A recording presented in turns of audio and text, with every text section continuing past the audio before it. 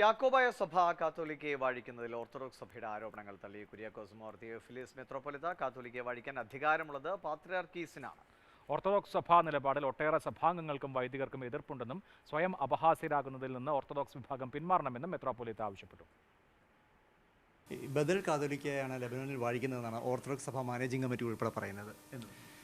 ബദൽ കാതോലിക്കയാണ് വാഴിക്കുന്നതെന്ന് പറയുന്നത് ആത്മവഞ്ചനയാണ്. കാരണം എന്താണെന്ന് വെച്ച് കഴിഞ്ഞാൽ കാതോലിക്കയെ വാഴിക്കാനുള്ള അധികാരം പാത്രിയർക്കീസിനാണ്.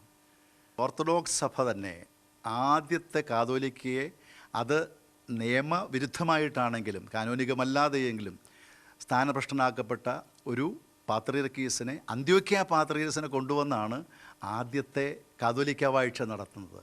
അപ്പോൾ അതിൽ നിന്നെല്ലാം വളരെ വ്യക്തമാണ് ഇത് പാത്രിയർക്കീസ് ബാവായുടെ അധികാരമാണ്, അവകാശമാണ്.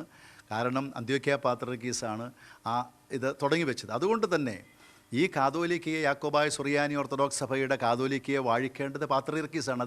ഈ ഒരു മാസം മുൻപ് ബഹുമാനപ്പെട്ട സുപ്രീം കോടതിയിൽ ഇത് രണ്ട് സഭകളാണെന്ന് അവർ സത്യവാങ്മൂലം കൊടുത്ത് അതിനെ ബേസ് ചെയ്തുകൊണ്ട് വിധിയും വന്ന് ഈ ഒരു സാഹചര്യത്തിൽ ഇപ്പം അവർ തന്നെ പറഞ്ഞിരിക്കുന്നത് യാക്കോബായ സുറിയാനി ഓർത്തഡോക്സ് സഭ ഇത് വേറൊരു സഭയാണ്, വേറൊരു വിശ്വാസമാണ്, വേറൊരു ആചാരമാണെന്ന് പറഞ്ഞിരിക്കുമ്പോൾ ബദലാകുന്നത് എങ്ങനെയാണിത്?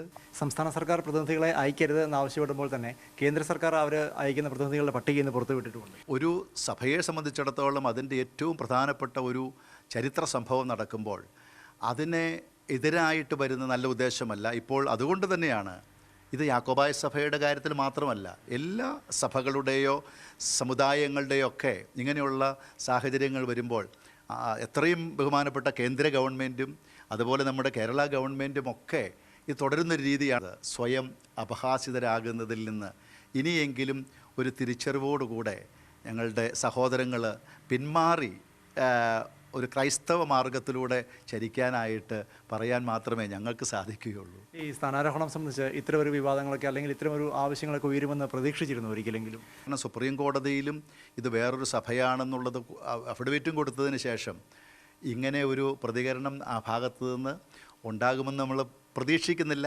മറിച്ച് ഞാനൊരു സത്യോടെ പറയാം, ഓർത്തഡോക്സ് സഭയിലെ 90% വിശ്വാസികളും അവിടുത്തെ വൈദികരുൾപ്പെടുന്ന ആളുകളുമൊക്കെ ഇവർ കാണിക്കുന്നതിനോട് യോജിപ്പുള്ള ആളുകളല്ല എന്നുള്ളത് ഇത് കുറച്ച് ആ നേതൃത്വത്തിലുള്ള കുറച്ച് പേരുടെ ഒരു താല്പര്യമാണെന്നുള്ളതാണ് സത്യമായ വസ്തുത.